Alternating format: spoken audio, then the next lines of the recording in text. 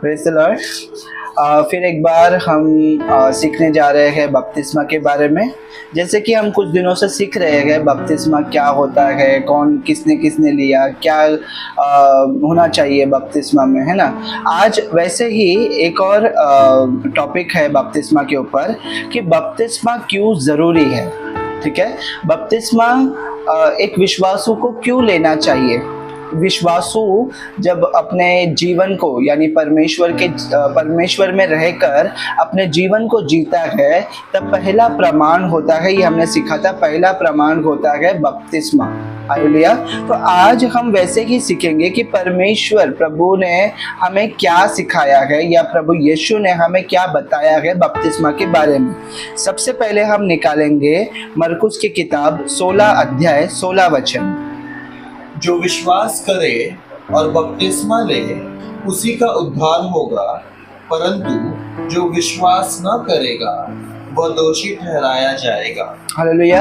यहाँ पर लिखा गया है कि जो विश्वास करे और बपतिस्मा ले उसी का उद्धार होगा। हालेलुया।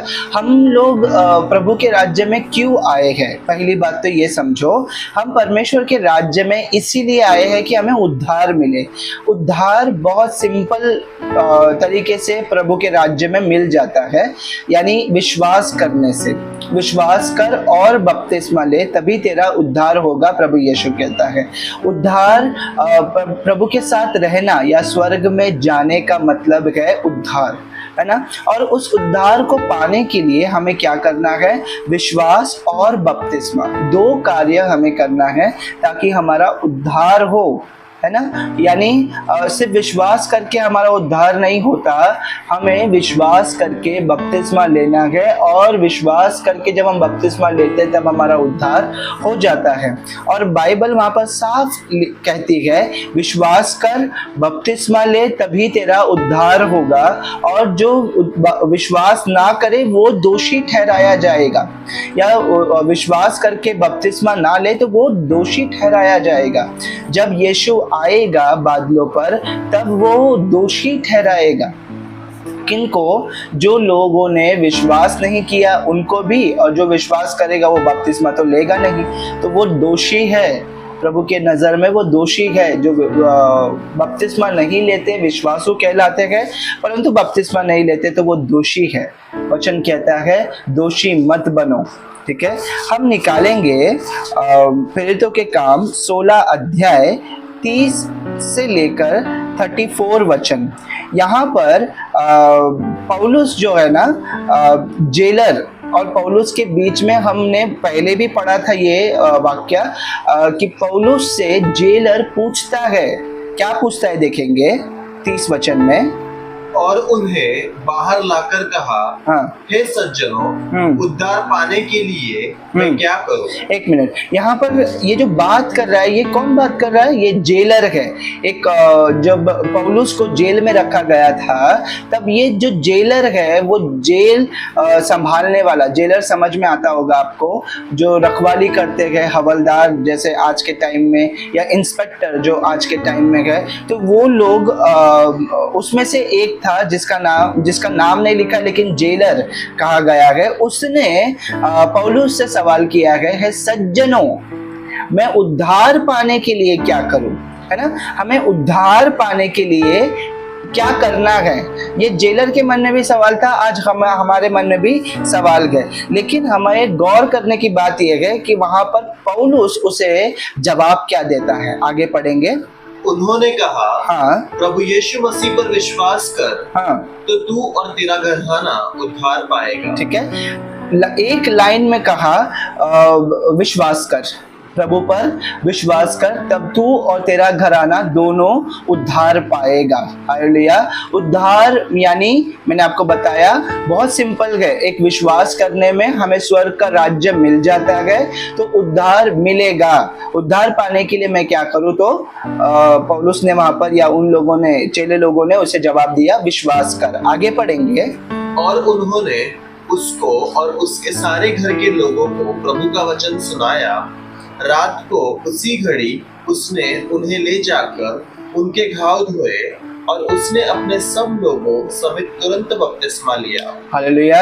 यहाँ पर कैसा लिखा गया है? पहला विश्वास, जैसे हम मरकुस के 16 अध्याय 16 वचन में हमने पढ़ा कि विश्वास कर और बपतिस्मा ले। वैसे ही उस जेलर ने पूछा कि उद्धार पाने के लिए क्या करूं, तब उस जेलर को जैसे जवाब मिला कि तू विश्वास कर कि प्रभु यीशु परमेश्वर का पुत्र है, ये विश्वास कर। और जब उन्होंने विश्वास कर लिया, उसी रात को, दिन रात नहीं देखा, यानी रात को उसी घड़ी जेलर भी बपतिस्मा लेता है और जेलर के परिवार वाले भी बपतिस्मा लेते हैं।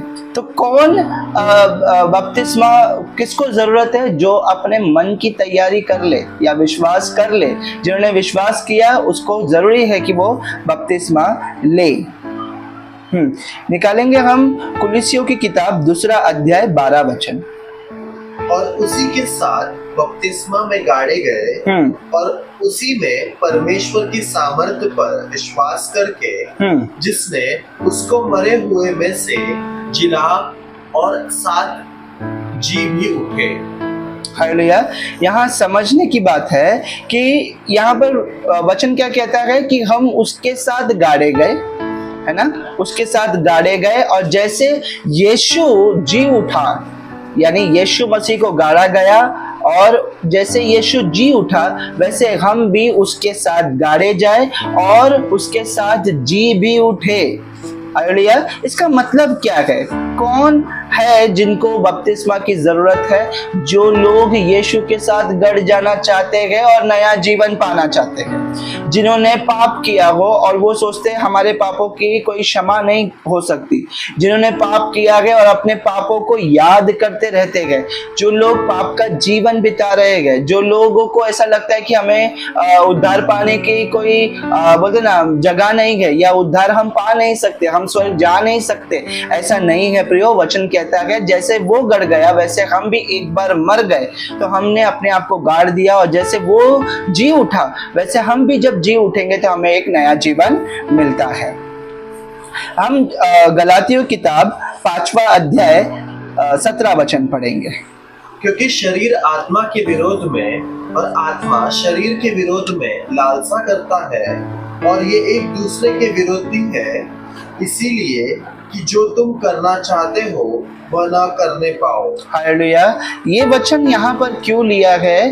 क्योंकि हम सोचते हैं हम बपतिस्मा क्यों ले, है ना, हमें बपतिस्मा लेकर क्या होने वाला है? ये हमारी शरीर की सोच है, यह हमारे दिमाग की सोच है कि क्या बदल जाएगा, है ना। कौन आज का टॉपिक ही है कि किसको जरूरत है बपतिस्मा की, किसको जरूरत है बपतिस्मा लेने की। तो यहाँ पर 2 अलग बातें हैं, एक शरीर और एक आत्मा। आत्मा चाहता है कि एक नया जीवन प्राप्त करे और नए जीवन में हम कदम रखें, आत्मा चाहता है। लेकिन शरीर क्या चाहता है? हम पुरानी लालसाओं में, पुरानी बातों में, पुरानी आदतों में बने रहे, है ना, या पुराने पापों में बने रहे। शरीर कभी नहीं चाहेगा कि अपने आप को मार कर आत्मा में फिर से एक नया जीवन पाए। इसीलिए शरीर और आत्मा दोनों एक दूसरे के विरोधी है। शरीर और आत्मा कभी एक नहीं हो सकते, है ना। और हमें शरीर का बात अगर सुनते रहेंगे तो हम आत्मा को कभी विजय नहीं कर पाएंगे, है कि नहीं। आत्मा कभी हमारे ऊपर बोलते ना विजय नहीं प्राप्त कर पाएगी जब तक हम अपने शरीर का सुनते हैं। शरीर कहता है दूर रहो बपतिस्मा से, दूर रहो प्रभु से, दूर रहो परमेश्वर की बातों से। ये शरीर की बातें हैं, लेकिन आत्मा की बातें क्या है? करीब जाना, है ना, और करीब जाना, प्रभु के राज्य में और करीब जाना। तो हम बपतिस्मा लेकर क्या करते हैं? अपनी शरीर की पुरानी आदतें, शरीर की पुरानी लालसाएं, शरीर की जरूरतों को हम उसी समय मारते हैं, उसी समय खत्म करते हैं, है ना। किसको जरूरत है बपतिस्मा की? फिर वही क्वेश्चन, किसको जरूरत है बपतिस्मा की? जो अपनी शरीर को मार डालना चाहते हो, अपनी शरीर की लालसाओं को, अपनी शरीर की जरूरतों को मार कर आत्मा का जीवन जीना चाहते हैं, वो लोग बपतिस्मा के लिए तैयार है और वो लोग बपतिस्मा लेना चाहिए। आज हमने जो सीखा है कि प्रभु का वचन कहता है अगर तुमने विश्वास किया तो जरूरी है कि तुम बपतिस्मा लो।